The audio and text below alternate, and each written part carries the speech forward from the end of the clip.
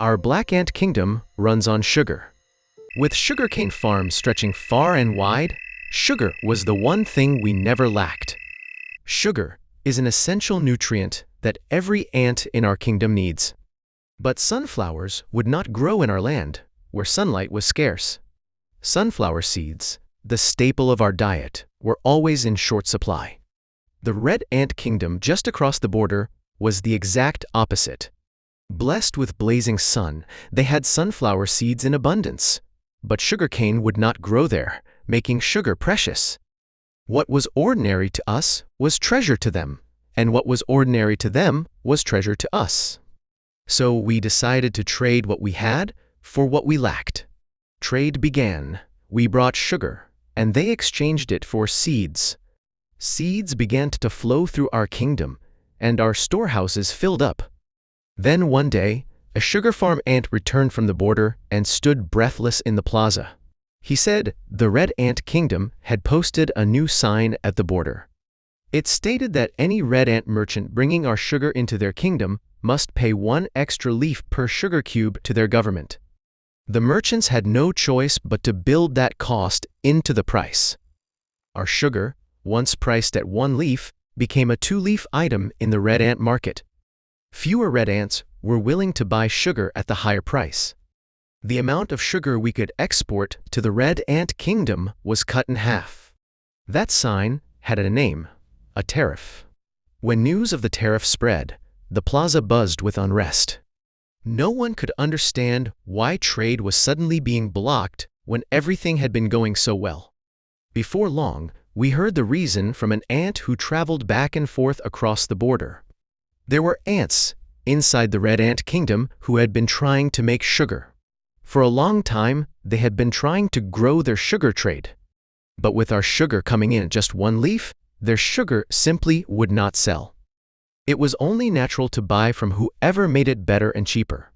The red ant sugar craftsmen eventually brought a petition to their queen ant.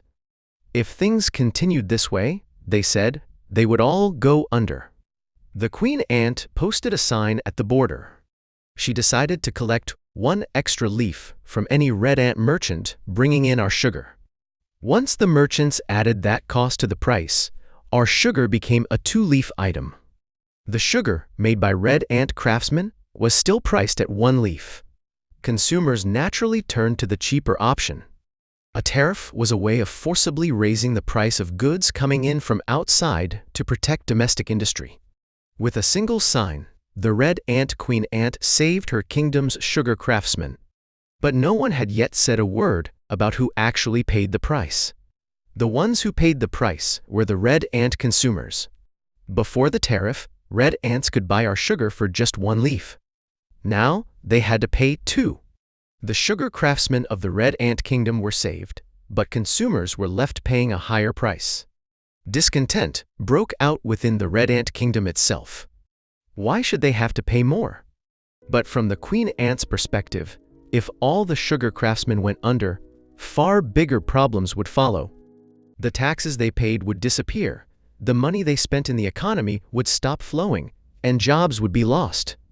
The tariff was a choice to protect an entire industry, even at the cost of burdening consumers. Our black ant kingdom suffered losses too. As sugar sales dropped, the income of our sugar farm ants shrank. Unsold sugar piled up in the storehouses. A tariff was not something that hurt only one side. Consumers on the blocking side and producers on the block side both paid the cost together. A single sign had made both kingdoms a little poorer. Our queen ant did not sit still. Since the red ant kingdom had blocked our sugar, we decided to block their seeds. We posted an identical sign at the border. Our merchants bringing in red ant seeds now had to pay 1 extra leaf per pouch to the kingdom. The merchants added that cost to the price, and seed prices rose. As the price of seeds, our staple food, climbed, a chain reaction followed. Baker ant set out to buy seeds, took 1 look at the price, and walked away. Builder ant tightened his belt as well. The same was happening in the red ant kingdom. As our sugar became more expensive, Red Ant consumers cut back on their purchases. On both sides, what could be sold shrank, and what could be bought shrank too. Things had become worse than before trade ever began. Neither the side that imposed the tariff first, nor the side that retaliated came out ahead. The fight had spread, but nothing had been gained. The storehouses of both kingdoms were emptying at the same time. The queen ants of both kingdoms finally sat down across from each other at the negotiating table. Neither could bear to watch their storehouses empty any longer. After long negotiations, both sides agreed to cut their tariffs in half. Sugar and seeds began crossing the border again. The storehouses began to fill once more. Only then did we understand. A tariff was neither an evil to be abolished, nor a line that must be held at all costs. When tariffs were too high, trade was blocked and both sides suffered. When there were no tariffs at all, weaker industries could not hold on and collapsed. A tariff was a tool for finding balance somewhere in between. And it was also a weapon in negotiation. If we had not imposed retaliatory tariffs, the Red Ant Kingdom would have had no reason to take down their sign.